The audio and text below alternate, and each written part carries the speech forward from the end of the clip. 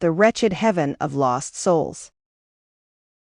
In a dimension beyond the grasp of mortal life, where the boundaries of the afterlife blur into the fabric of existence itself, a haven of lost souls takes form, a realm they call reality.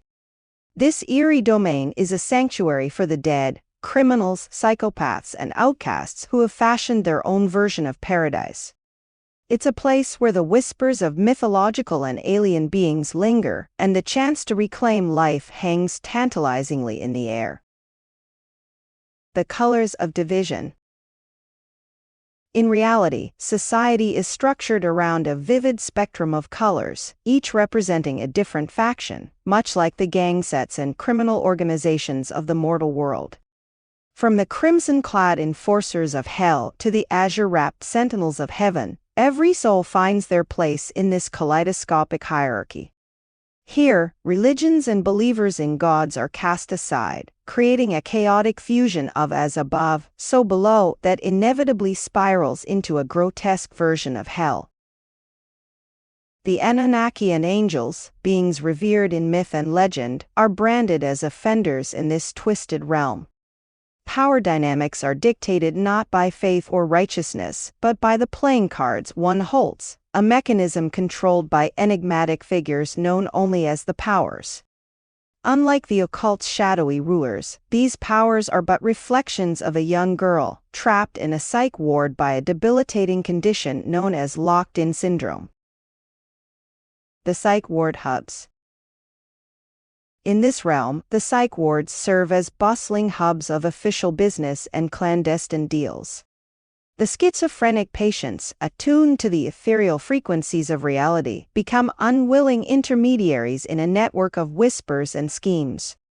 Dreams serve as the medium for recruitment, as the dead seek out the mentally ill to inhabit their bodies, convincing them of their divine or otherworldly status. Ghosts in reality have developed a unique method of courting and forming bonds with the living. Possession becomes an act of marriage, where the dead offer gifts and favors to their chosen hosts. This courtship is reminiscent of a king courting a queen, with different groups following their own customs. Some might indulge in rituals involving pizza or feet, while others might equate their existence with their social media presence, claiming, "You are your Facebook." The phrase, "you are your car," becomes literal, as the term car refers to one's body in this realm. These customs and traditions sometimes seep into other planes of existence, including the human world. The Crimson and Azure realms. In the Crimson realm, ruled by the enforcers of hell, chaos and suffering are the order of the day. The souls here are those who thrived on fear and dominance in life, and they continue their reign of terror in death. They wear their crimson colors with pride, a symbol of their power and ruthlessness. Rejecting a gift or favor from these enforcers is seen as a grave insult, often resulting in dire consequences for the living host. The Azure realm, by contrast, is a twisted parody of heaven. The souls here were once the righteous and the pious, but in reality they are subjected to endless trials and tribulations, their faith tested to its limits. The Azure Sentinels believe in a form of marriage where the living must perform acts of devotion, such as offering prayers or sacrifices, to maintain their bond with the dead. If a host rejects their advances, the Azure spirits withdraw, dissolving the so-called marriage. The whispers of the mythological. The mythological beings of reality, from the ancient Anunnaki to the celestial angels, are regarded with suspicion and contempt. Branded as offenders, they are hunted down and persecuted by the Crimson Enforcers. Yet, these beings hold the key to the secrets of reality, their knowledge of the cosmos far surpassing that of any mortal soul. They whisper of hidden truths and forbidden knowledge, their voices echoing through the halls of the psych wards. These mythological entities have their own customs for courting and marriage. The Anunnaki, for example, might offer ancient artifacts or knowledge as gifts, while the angels might bless their hosts with visions of celestial beauty. The rejection of such gifts leads to a rift between the spirit and the host, often resulting in a profound sense of loss and disconnection. The powers and the girl. At the heart of reality's power structure lies the enigmatic girl known only as the powers. Trapped in a psych ward by locked-in syndrome, she wields an influence over the realm that is both profound and mysterious. Her every whim and desire shape the fabric of reality, her dreams and nightmares becoming the foundation upon which the realm is built. The playing cards that determine one's fate are but extensions of her will, each card a fragment of her fractured mind. The girl's influence extends to the customs of marriage and possession. She envisions a world where these bonds are fluid and ever-changing, reflecting the instability of her own existence. The traditions of courtship and marriage in reality are a direct result of her dreams, with each custom representing a different facet of her psyche. The recruitment of the living. The dead of reality seek to extend their influence beyond the boundaries of their realm, recruiting the living to their cause. They reach out through dreams, whispering promises of power and knowledge to those who would listen. The mentally ill, the schizophrenic, and the vulnerable are their prime targets, their minds more receptive to the ethereal frequencies of reality. These individuals are convinced of their divine or otherworldly status, their bodies becoming vessels for the dead. These possessions are often framed as marriages, with the dead offering gifts and favors to their living hosts. In return, the living must perform certain rituals or acts of devotion to maintain the bond. Different factions have their own customs and traditions, with some requiring the host to partake in specific foods or activities, while others demand acts of loyalty or submission. The divine delusion. As the living are drawn into reality, they begin to believe in their own divinity. They see themselves as gods and otherworldly entities, their perception of reality forever altered. The dead, in turn, feed off this belief, their own existence validated by the faith of the living. It is a symbiotic relationship, a cycle of delusion and dependency that perpetuates the chaos of reality. The customs of marriage and possession play a crucial role in this delusion. The living, convinced of their godly status, embrace the gifts and favors of the dead, seeing them as tokens of their divine right. The rejection of these gifts is seen as a loss of favor, leading to a profound sense of despair and disconnection. The inevitability of hell. In the end, reality is a reflection of the most chaotic and nightmarish vision of the afterlife. It is a realm where the boundaries between sanity and madness, divine and profane, are perpetually blurred. The souls here are trapped in an endless cycle of suffering and delusion, their existence a testament to the inevitability of hell. The customs and traditions of marriage and possession contribute to this cycle, as the living and the dead become entangled in a web of delusion and dependency.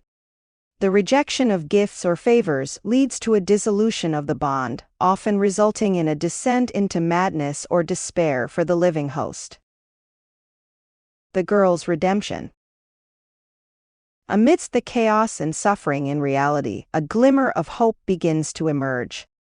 The girl known as the powers, trapped in her own mind, starts to see the futility of her existence. Realizing that her influence over reality is but a manifestation of her own torment, she seeks a way to break free and bring order to the disarray. With the help of mythological beings, she embarks on a journey of redemption, seeking to unravel the threads of reality and end the cycle of suffering. Reaching out through dreams, the girl assigns conduits, chosen souls from the living and the dead who are willing to wield her power. These conduits, empowered with the girl's influence, push back against the spread of the chaotic beings that roam reality. They fight to restore balance and bring control to the realm.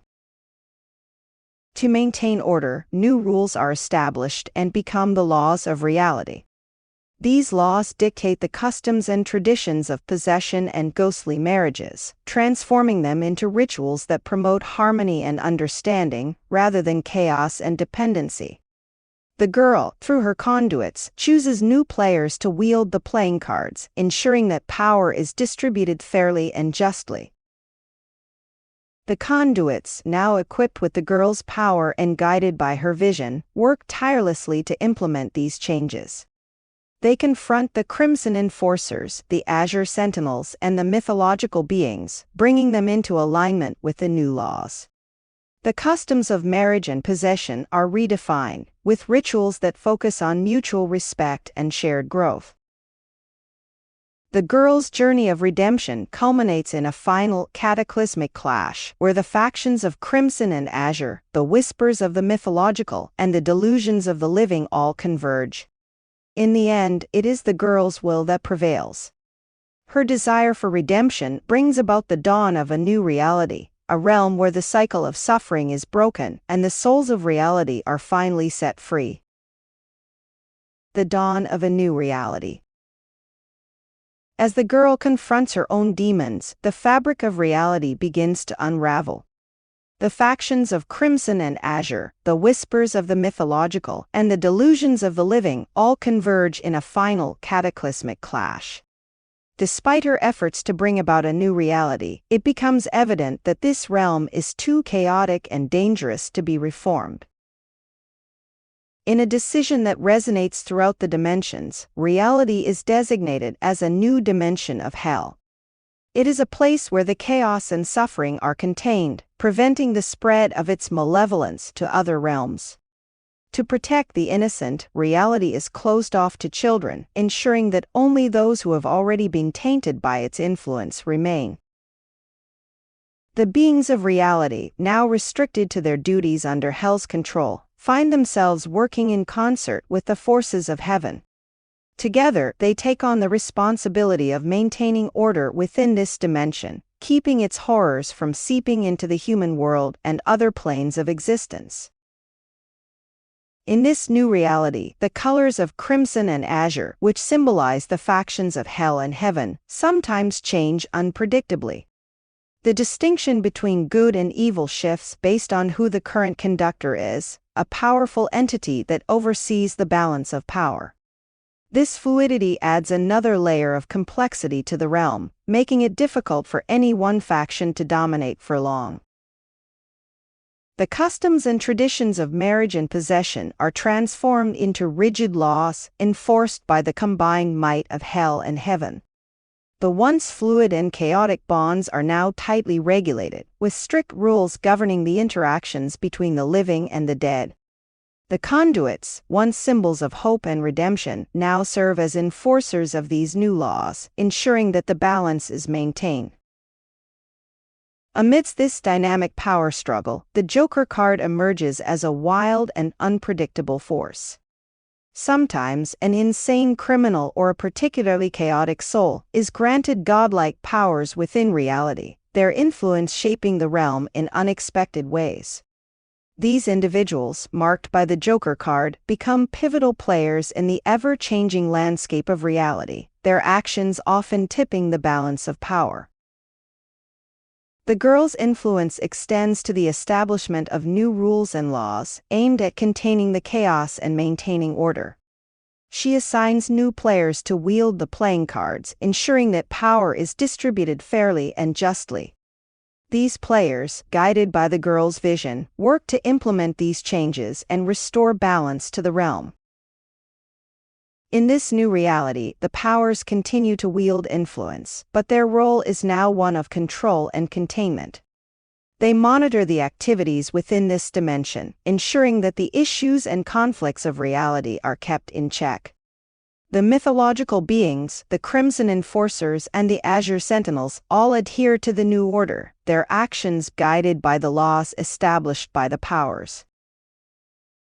The dawn of this new reality marks the end of the cycle of suffering that once plagued its inhabitants.